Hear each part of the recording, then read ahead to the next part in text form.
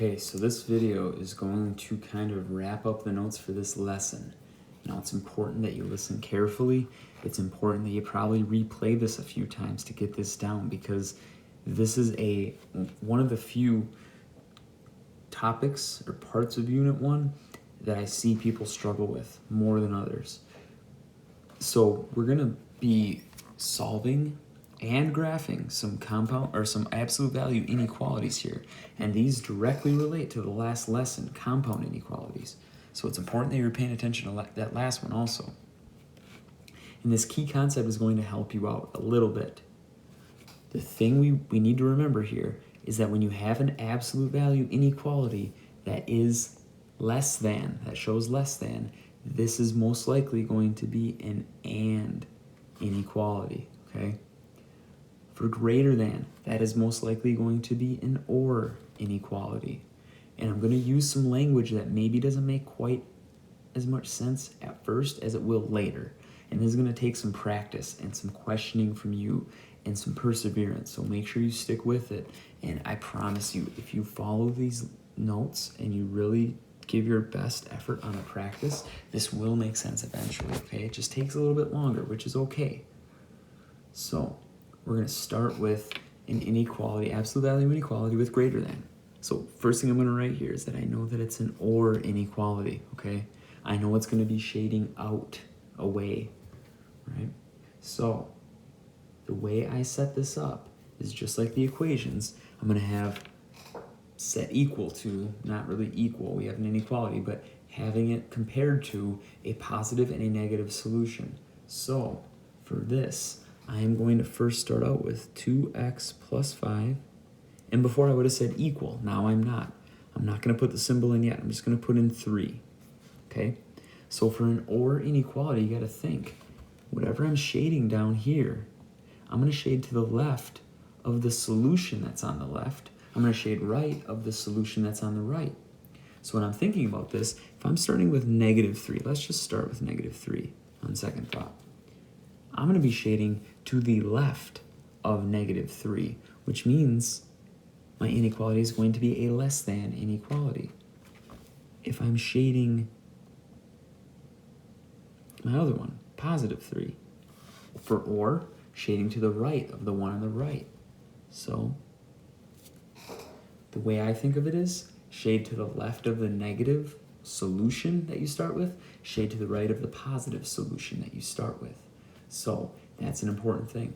Less than the negative, greater than the positive for these or these greater than or absolute value inequalities. So I'm going to go through the solving process here. Subtract 5 from both sides. 2x is less than -8. Subtracted 5 from both sides. Divide both sides by 2. X is less than -4. And then I'm going to put my big or here. Just telegraphing that. Solving the next one. 2x is greater than -2. 3 minus 5. X is greater than -1. So for my graphing, I'm just going to go -5, -4, -3, -2, -1, 0, 1, 2, 3, 4, 5. We'll spell out the whole thing. And for me to graph this, it's an or inequality. Both of these are not or equal to's, so I can put open circles at both points. Less than 4 is to the left of 4. Okay, greater than -1 is to the right of -1.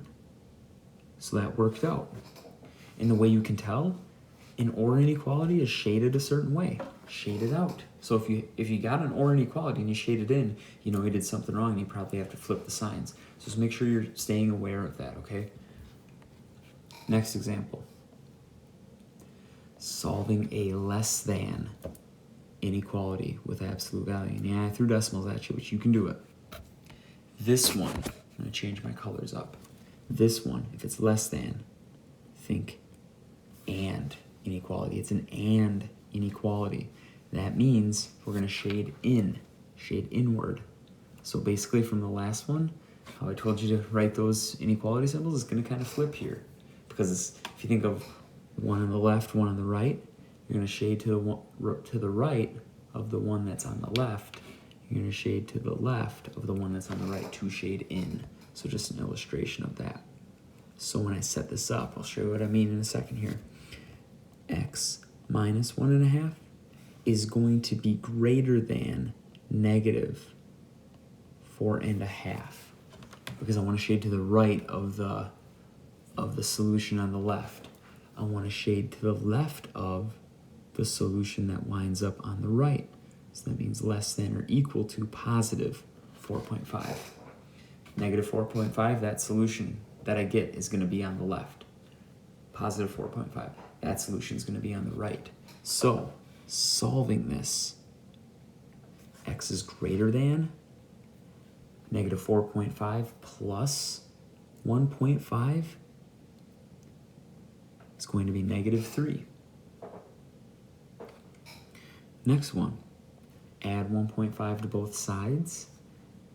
X is going to be less than or equal to 6. This being an and inequality, I do want us to write it like those and inequalities from the last lesson. That means, and this is going to look a little goofy at first, but negative 3 is less than or equal to x is less than or equal to 6. Very important that we know how to write these and inequalities. These represent intervals, which means, and I'm going to have to go here, negative 3, negative 2, negative 1, 0, 1, 2, 3, 4, 5, 6, let's go out to 7. Okay, but it's important that we understand that as an interval. Our solutions are between negative 3 and positive 6. If you think about it, if you just think about, and I'm going to kind of highlight here, if you just think about, different color, if you just think about this inequality, all it is our inequality up here just flipped around. So it doesn't change anything. It just takes those two inequalities and kind of meshes them together, okay? So both closed circles, both at negative 3 and at positive 6. And it's understanding that those we shade with and inequalities to the middle, shade in, all right? So this is going to take some practice. That's why this guided practice is so important. That's why I want you guys to try these on your own. Pause, check your answer in the end. Because once you get to the actual practice, you're a little more on your own, all right? The solutions are just there. I'm not there to explain them all of the time. So just make sure that you're taking these seriously and you're trying them, all right? So in about 5 seconds, my solutions will pop up. I'll have a short explanation of those solutions, and I'll kind of give you an idea of what to expect next. Okay, so for this solution, what I did was I realized that this inequality was greater than or equal to, so I realized that is an OR. It's going to result in an OR inequality. So that means it's going to be greater than my positive solution and less than, or less than, my negative solution. So I go about solving each of those, and then I graph those inequalities separately, okay? Less than negative 5, greater than positive 9. And those are closed circles because they're or equal to symbols. Moving down to number 6.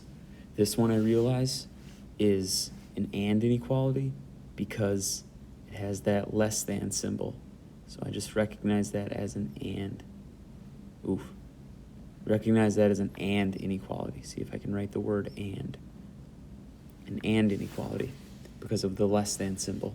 So that means it's going to be shaded between my two solutions, so greater than the negative solution and less than the positive solution. So I go about solving each of those separately. I graph open circles because it's just less than, and then I shade in the middle. I shade between the 2 points. So that's how you graph those two different types of absolute value inequalities. So be aware that on the test, I'm probably going to ask you to do one of each type. So remember the difference for and or. And less than, or greater than, and then mix in greater than or equal to, less than or equal to. So now you're ready for the practice. Ask questions, work through them. These are a little bit tougher than other topics in this unit, so make sure you're asking questions so you're ready to start on the review.